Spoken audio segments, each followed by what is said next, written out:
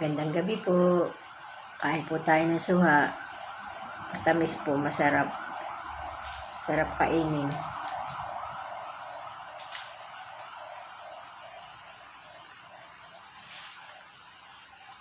Medyo lang po itong kalaki.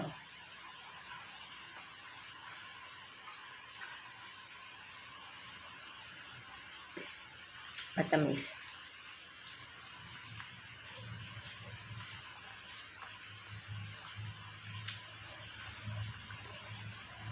Kain po madlang people.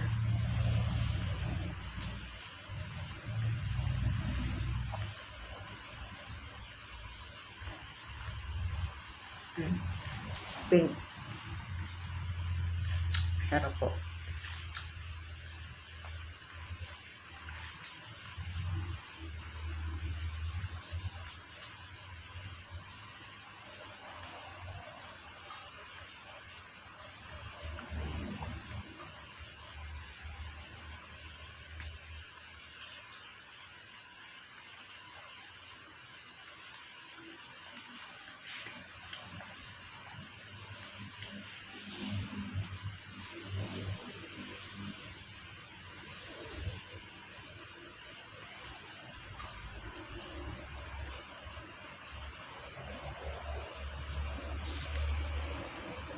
Ayun, ganda po.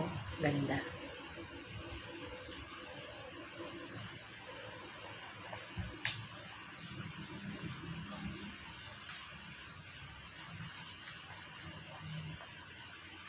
Kumusta na po? Kumusta po maghapon yung lahat? Madlang people.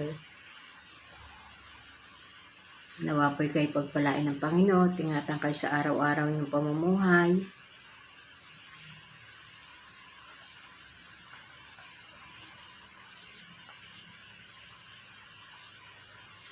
Huwag po kayo makakalimot na laging manalangin.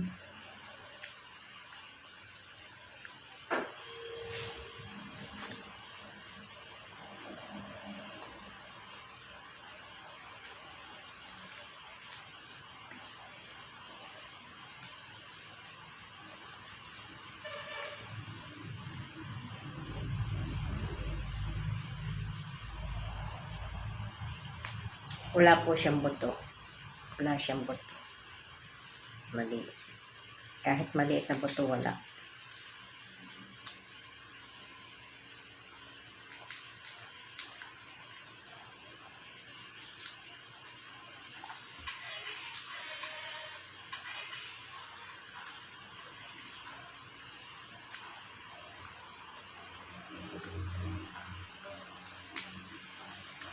Paborito ko to.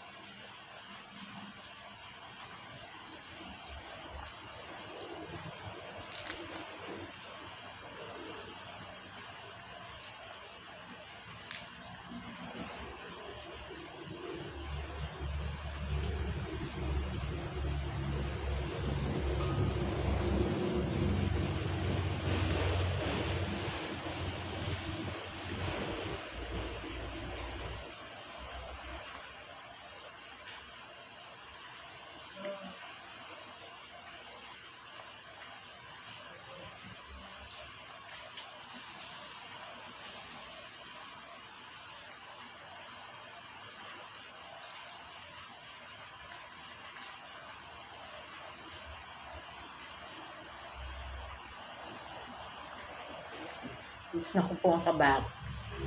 Ito na lang natin. Ubusin ko po. Ito yung sarap siya.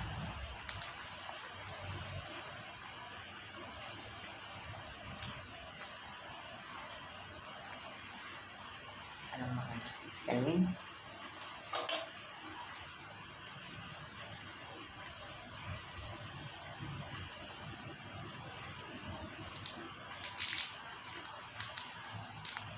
Gusto nyo po?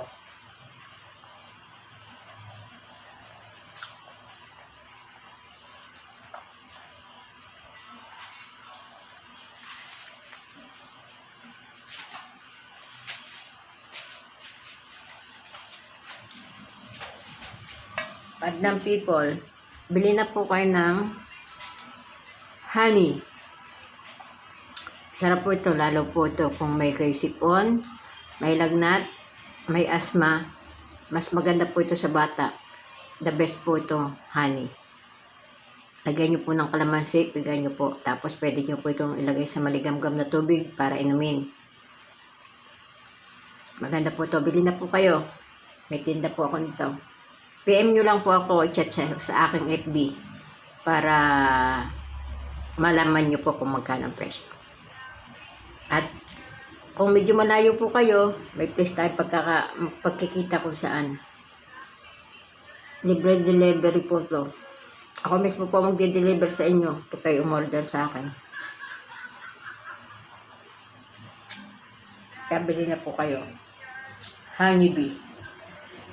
Tamis. Nakakataba din po ito. Nakakapamayat. Pagka po yung mataba, bago po kayo kumain, uminom na po kayo nito. At kaya naman po yung payat, gusto nyo tumaba, sa pamagitan nito, kumain muna kayo bago kayo uminom. Yun po maganda nito sa honeybee. Ano po? Mura lang po. Kayang-kaya ng inyong bulsa. Nagsimula lang po ako ngayon magbenta. Kahapon po, kahapon. Napaubos ko na po ay siya. Kasi ito po ay para sa anak ko eh. Siya po ang uminom nito. Kaya bili na po kayo nito. Napakaganda po nito sa katawan. The best. Thank you po. PM lang po kayo sa akin. Patuloy po tayong kumain nito.